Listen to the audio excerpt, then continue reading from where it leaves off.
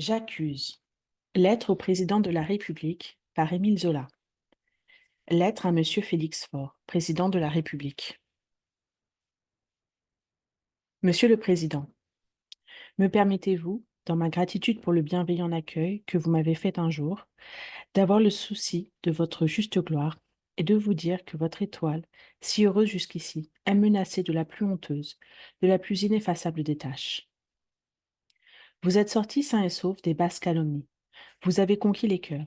Vous apparaissez rayonnant dans l'apothéose de cette fête patriotique que l'Alliance russe a été pour la France, et vous vous préparez à présider au solennel triomphe de notre exposition universelle, qui couronnera notre grand siècle de travail, de vérité et de liberté. Mais quelle tache de boue sur votre nom, j'allais dire sur votre rogne, que cette abominable affaire Dreyfus. Un conseil de guerre vient par ordre d'oser acquitter un Esterhazy, souffler suprême à toute vérité, à toute justice. Et c'est fini. La France a sur la joue cette souillure. L'histoire écrira que c'est sous votre présidence qu'un tel crime social a pu être commis. Puisqu'ils ont osé, j'oserai aussi, moi. La vérité, je la dirai, car j'ai promis de la dire si la justice, régulièrement saisie, ne la faisait pas pleine et entière. Mon devoir est de parler. Je ne veux pas être complice. Mes nuits seraient hantées par le spectre de l'innocent qui expie là-bas, dans la plus affreuse des tortures, un crime qu'il n'a pas commis. Et c'est à vous, monsieur le président, que je la crierai, cette vérité. De toute la force de ma révolte d'honnête homme, pour votre honneur, je suis convaincu que vous l'ignorez. Et à qui donc dénoncerai-je la tourbe malfaisante des prix coupables, des vrais coupables, si ce n'est à vous, le premier magistrat du pays? La vérité d'abord sur le procès et sur la condamnation de Dreyfus. Un homme néfaste a tout mené, a tout fait. C'est le colonel du paty de Clam, alors simple commandant. Il est l'affaire Dreyfus tout entière. On ne la connaîtra que lorsqu'une enquête loyale aura établi nettement ses actes et ses responsabilités. Il apparaît comme l'esprit le plus fumeux, le plus compliqué, hanté d'intrigues romanesques, se complaisant au moyen des romans feuilletons, les papiers volés, les lettres anonymes, les rendez-vous dans des endroits déserts, les femmes mystérieuses qui colportent, de nuit, des preuves accablantes. C'est lui qui imagina de dicter le bordereau à Dreyfus. C'est lui qui rêva de l'étudier dans une pièce entièrement revêtue de glace. C'est lui que le commandant Forcinetti nous représente armé d'une lanterne sourde, voulant se faire introduire près de l'accusé endormi pour projeter sur son visage un brusque flot de lumière et surprendre ainsi son crime, dans les mois du réveil. Et je n'ai pas à tout dire. Qu'on cherche, on trouvera. Je déclare simplement que le commandant du paty de Clam, chargé d'instruire l'affaire Dreyfus comme officier judiciaire, est, dans l'ordre des dates et des responsabilités, le premier coupable de l'effroyable erreur judiciaire qui a été commise. Le bordereau était depuis quelque temps déjà entre les mains du colonel Sander, directeur du bureau des renseignements, mort depuis de paralysie générale. Des fuites avaient lieu, des papiers disparaissaient, comme il en disparaît encore aujourd'hui. Et l'auteur du bordereau était recherché, lorsqu'un a priori se fit peu à peu que cet auteur ne pouvait être qu'un officier de l'état-major et un officier d'artillerie. Double erreur manifeste, qui montre avec quel esprit superficiel on avait étudié ce bordereau, car un examen raisonné démontre qu'il ne pouvait s'agir que d'un officier de troupe. On cherchait donc dans la maison, on examinait les écritures. C'était comme une affaire de famille, un traître à surprendre dans les bureaux mêmes pour l'en expulser. Et sans que je veuille refaire ici une histoire connue en partie, le commandant du paty de Clave entre en scène. Dès qu'un premier soupçon tombe sur Dreyfus, à partir de ce moment, c'est lui qui a inventé Dreyfus. L'affaire devient son affaire. Il se fait fort de confondre le traître, de l'amener à des aveux complets. Il y a bien le ministre de la Guerre, le général Mercier, dont l'intelligence semble médiocre. Il y a bien le chef de l'état-major, le général de Boisdeffre, qui paraît avoir cédé à sa passion cléricale, et le sous-chef de l'état-major, le général Gonze, dont la conscience a pu s'accommoder de beaucoup de choses. Mais au fond, il n'y a d'abord que le commandant du paty de Clam, qui les mène tous, les hypnotise, car il s'occupe aussi de spiritisme, d'occultisme. Il converse avec les esprits. On ne croira jamais les expériences auxquelles il a soumis le malheureux Dreyfus, les pièges dans lesquels il a voulu le faire tomber, les enquêtes folles, les imaginations monstrueuses, toute une démence torturante. Ah, cette première affaire, elle est un cauchemar, pour qui la connaît dans ses vrais détails. Le commandant du paty de Clam arrête Dreyfus, le met au secret. Il court chez Madame Dreyfus, la terrorise, lui dit que si elle parle, son mari est perdu. Pendant ce temps, le malheureux s'arrachait la chair, hurlait son innocence. Et l'instruction a été faite ainsi, comme dans une chronique du XVe siècle, au milieu du mystère, avec une complication d'expédients farouches. Tout cela basé sur une seule charge enfantine. Ce bordereau imbécile qui n'était pas seulement une trahison vulgaire, qui était aussi la plus impudente des escroqueries, car les fameux secrets livrés se trouveraient presque tous sans valeur. Si j'insiste, c'est que l'œuf est ici.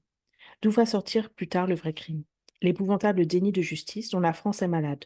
Je voudrais faire toucher du doigt comment l'erreur judiciaire a pu être possible, comment elle est née des machinations du commandant du paty de Clam, comment le général Mercier, les généraux Boisdeffre et Gonze ont pu s'y laisser prendre, engager peu à peu leur responsabilité dans cette erreur, qu'ils ont cru devoir plus tard imposer comme la vérité sainte.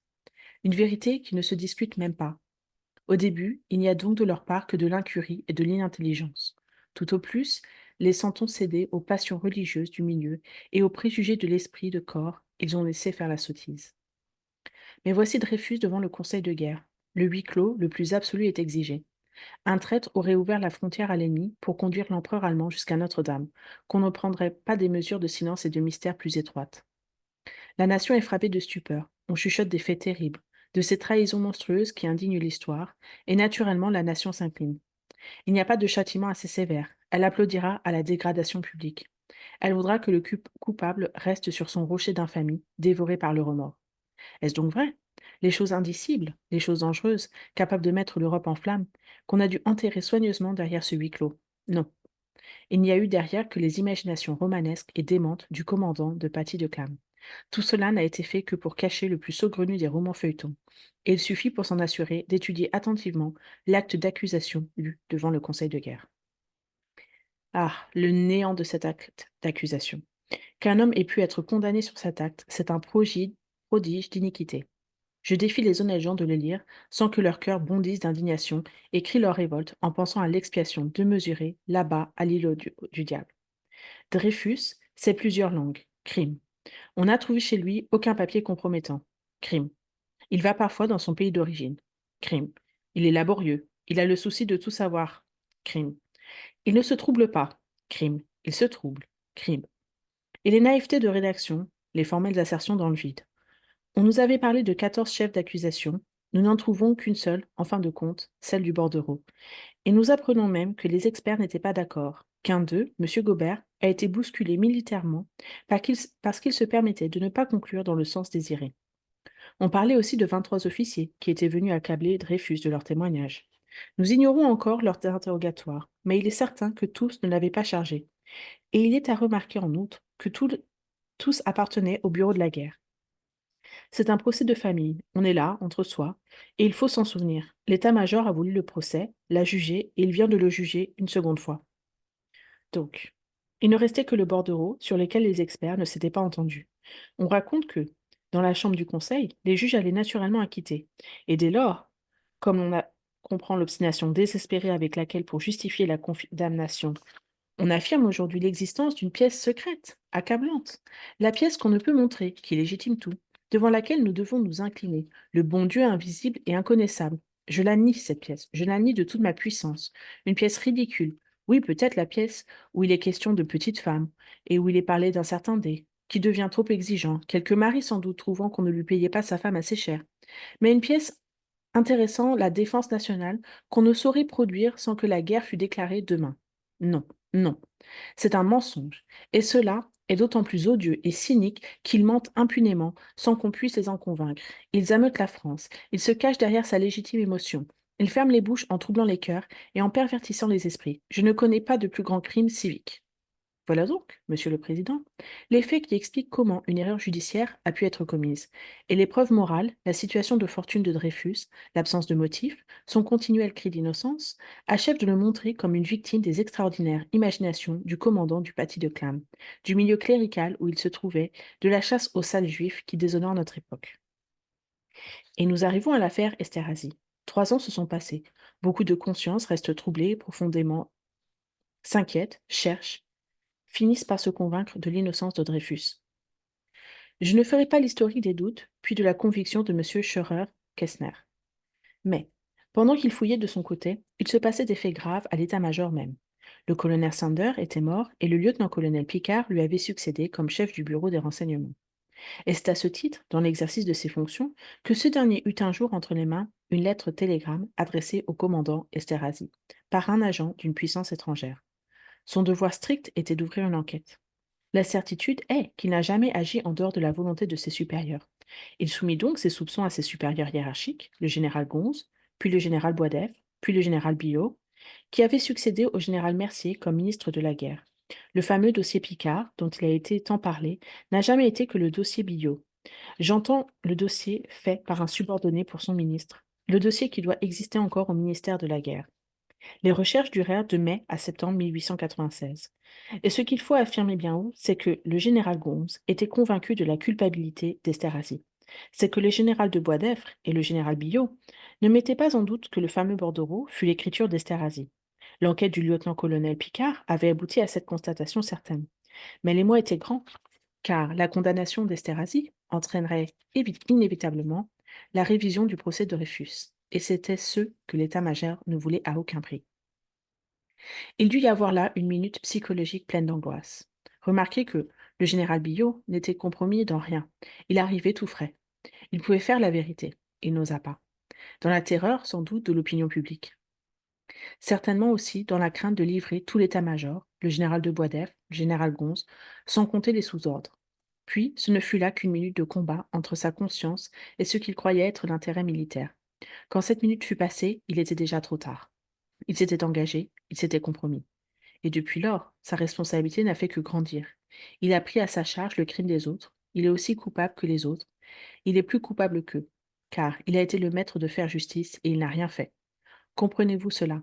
Voici un an que le général Billot, que les généraux de Boisdeffre, de Gonze, savent que Dreyfus est innocent, et ils ont gardé pour eux cette effroyable chose. Et ces gens-là dorment, et ils ont des femmes et des enfants qu'ils aiment. Le colonel Picard avait rempli son devoir d'honnête homme. Il insistait auprès de ses supérieurs au nom de la justice. Il les suppliait même. Il leur disait combien leur délai était impolitique devant le terrible orage qui s'annonçait, qui devait éclater lorsque la vérité serait connue.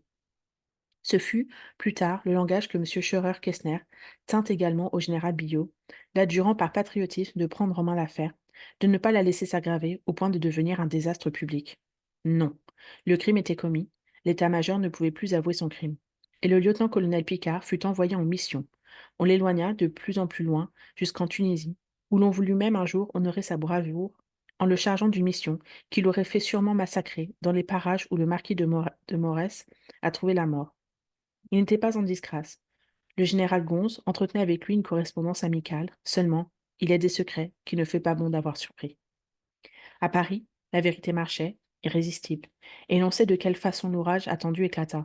Monsieur Mathieu Dreyfus dénonça le commandant Esterhazy comme le véritable auteur du bordereau, au moment où monsieur Scheurer-Kessner allait déposer entre les mains du garde des Sceaux une demande de révision du procès.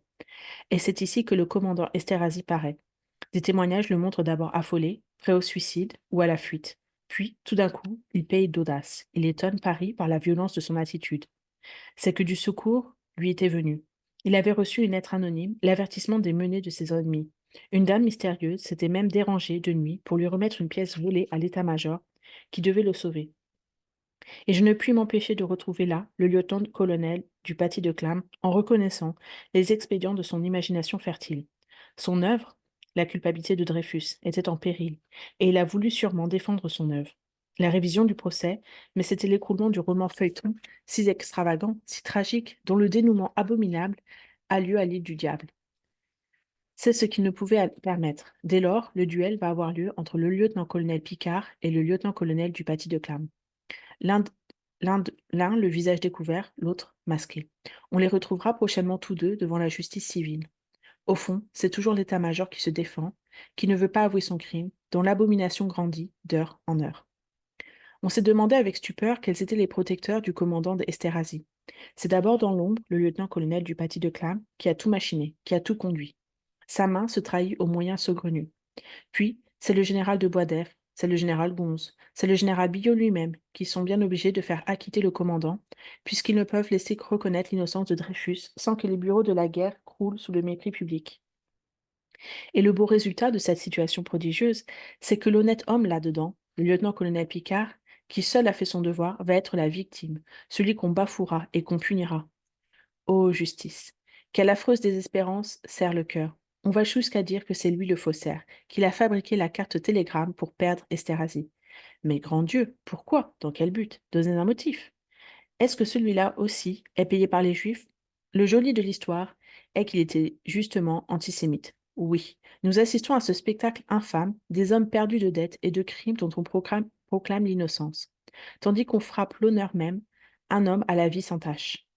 Quand une société en est là, elle tombe en décomposition. Voilà donc, Monsieur le Président, l'affaire Esterhazy. Un coupable qu'il s'agissait d'innocenter? Depuis bientôt 2 mois, nous pouvons suivre heure par heure la belle besogne. J'abrège, car ce n'est ici en gros que le résumé de l'histoire, dont les brûlantes pages seront un jour écrites tout au long. Et nous avons donc vu le général de Pellieux, puis le commandant Ravary, conduire une enquête scélérate, d'où les coquins sortent transfigurés et les honnêtes gens salis. Puis on a convoqué le conseil de guerre.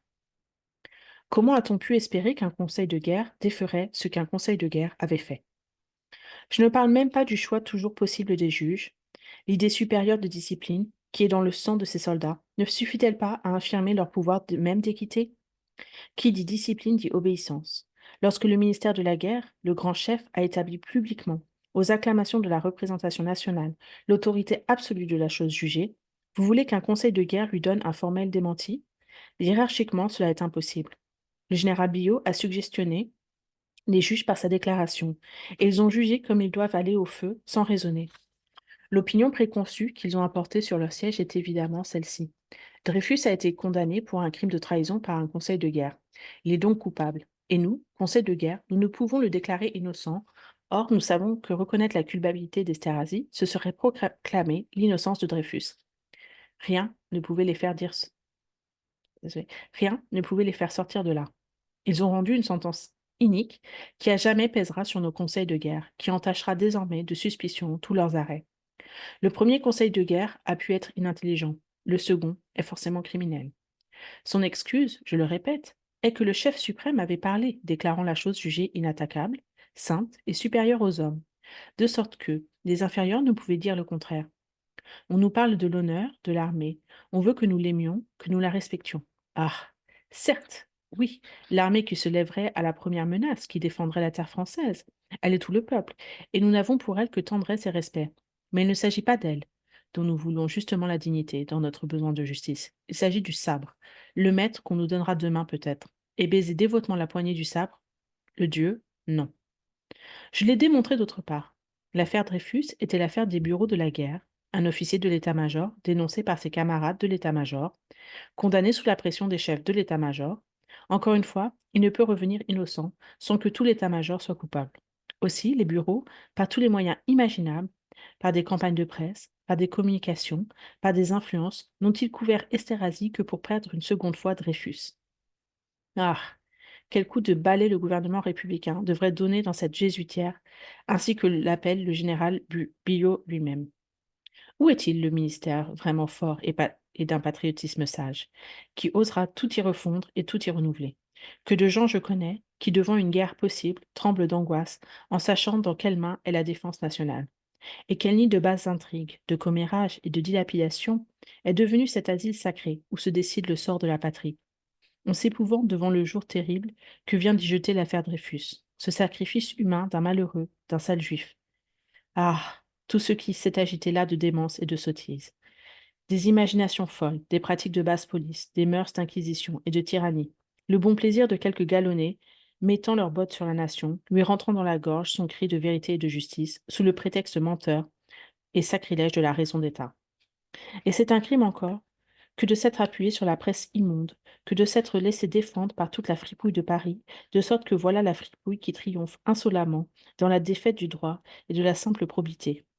C'est un crime d'avoir accusé de troubler la France ceux qui la veulent généreuse, à la tête des nations libres et justes, lorsqu'on ourdit soi-même l'imprudent complot d'imposer l'erreur devant le monde entier. C'est un crime d'égarer l'opinion, d'utiliser pour une besogne de mort cette opinion qu'on a pervertie, jusqu'à faire délirer. C'est un crime d'empoisonner les petits et les humbles, d'exaspérer les passions, de réaction et d'intolérance en s'abritant derrière l'odieux antisémitisme, dont la grande France libérale des droits de l'homme mourra si on n'en est pas guéri. C'est un crime que d'exploiter le patriotisme pour des œuvres de haine, et c'est un crime enfin que de faire du sabre le Dieu moderne, lorsque toute la science humaine est au travail pour l'œuvre prochaine de vérité et de justice. Cette vérité, cette justice, que nous avons si passionnément voulu, quelle détresse à les voir ainsi souffletés, plus méconnus et plus obscurcis. Je me doute de l'écroulement qui doit avoir lieu dans l'âme de M. Scheurer-Kostner, et je crois bien qu'il finira par éprouver un remords, celui de n'avoir pas agi révolutionnairement, le jour de l'interpellation au Sénat, en lâchant tout le paquet pour tout jeter à bas. Il a été le grand honnête homme, l'homme de sa vie loyale. Il a cru que la vérité se suffisait à elle-même, surtout lorsqu'elle lui apparaissait éclatante comme le plein jour. À quoi bon tout bouleverser, puisque bientôt le soleil allait luire? Et c'est de cette sérénité confiante dont il est si cruellement puni. De même pour le lieutenant-colonel Picard, qui, par un sentiment de haute dignité, n'a pas voulu publier les lettres du général Gonze. Ses scrupules d'honneur, d'autant que, pendant qu'il restait respectueux de la discipline, ses supérieurs le faisaient couvrir de boue, instruisaient eux-mêmes son procès de la façon la plus inattendue et la plus outrageante. Il y a deux victimes, de braves gens, de cœurs simples, qui ont laissé faire Dieu tandis que le diable agissait. Et on a même vu, pour le lieutenant-colonel Picard, cette chose ignoble. Un tribunal français, après avoir laissé le rapporteur charger publiquement un témoin, l'accusé de toutes les fautes, a fait le huis clos lorsque ce témoin a été introduit pour s'expliquer et se défendre. Je dis que cela est un crime, de plus que ce crime soulèvera la conscience universelle. Décidément, les tribunaux militaires se font une singulière idée de la justice. Telle est donc la vérité, la simple vérité, Monsieur le Président, et elle est effroyable. Elle restera pour votre présidence une souillure. Je me doute bien que vous n'avez aucun pouvoir en cette affaire, que vous êtes le prisonnier de la Constitution et de votre entourage.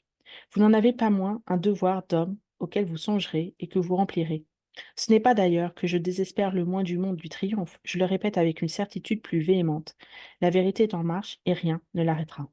C'est aujourd'hui seulement que l'affaire commence, puisqu'aujourd'hui seulement les positions sont nettes. D'une part, les coupables qui ne veulent pas que la lumière se fasse. De l'autre, les justiciers qui donneront leur vie pour qu'elle soit faite. Quand on enferme la vérité sous terre, elle s'y amasse. Elle y prend une force telle d'explosion que le jour où elle éclate, elle fait tout sauter avec elle. On verra bien si on ne vient pas de préparer pour plus tard le plus retentissant des désastres. Mais cette lettre est longue, Monsieur le Président, et il est temps de conclure. J'accuse le lieutenant-colonel du paty de Clam d'avoir été ouvrier diabolique de l'erreur judiciaire, en inconscient, je veux le croire, et d'avoir ensuite défendu son œuvre néfaste depuis 3 ans par machination les plus saugrenues et les plus coupables. J'accuse le général Mercier de s'être rendu complice tout au moins, par faiblesse d'esprit, d'une des plus grandes iniquités du siècle. J'accuse le général Billot d'avoir eu entre les mains les preuves certaines de l'innocence de Dreyfus et de les avoir étouffées, de s'être rendu coupable de ce crime, de lèse-humanité et de lèse-justice, dans un but politique et pour compromis. J'accuse le général de Boisdef et le général Gonse de s'être rendus complices du même crime, l'un sans doute par passion cléricale, l'autre peut-être par cet esprit de corps qui fait des bureaux de la guerre l'arche sainte inattaquable. J'accuse le général Pellieux et le commandant Ravary d'avoir fait une enquête scélérate. J'entends par là une enquête de la plus monstrueuse spatialité, dont nous avons dans le rapport du second un impérissable monument de naïve audace. J'accuse les 3 experts en écriture, les cieux Bellhomme, Varinard et Couard, d'avoir fait des rapports mensongers et frauduleux, à moins qu'un examen médical ne les déclare atteints d'une maladie de la vue et du jugement. J'accuse les bureaux de la guerre d'avoir mené dans la presse, particulièrement dans l'Éclair et dans l'Écho de Paris, une campagne abominable pour égarer l'opinion et couvrir leurs fautes. J'accuse enfin le premier conseil de guerre d'avoir violé le droit en condamnant un accusé sur une pièce restée secrète. Et j'accuse le second conseil de guerre d'avoir couvert cette inégalité par ordre en commettant à son tour le crime juridique d'acquitter sciemment un coupable. En portant ces accusations, je n'ignore pas que je me mets sous le coup des articles 30 et 31 de la loi sur la presse du 29 juillet 1881, qui punit les délits de diffamation. Et c'est volontairement que je m'expose. Quant aux gens que j'accuse, je ne les connais pas, je ne les ai jamais vus, je n'ai contre eux ni rancune, ni haine. Ils ne sont pour moi que des entités, des esprits de malfaisance sociale. Et l'acte que j'accomplis ici n'est qu'un moyen révolutionnaire pour hâter l'explosion de la vérité et de la justice. Je n'ai qu'une passion, celle de la lumière, au nom de l'humanité qui a tant souffert et qui a droit au bonheur. Ma protestation enflammée n'est que le cri de mon âme, qu'on ose donc me traduire en cour d'assises et que l'enquête ait lieu au grand jour. J'attends. Veuillez agréer, monsieur le président, l'assurance de mon profond respect. Émile Zola.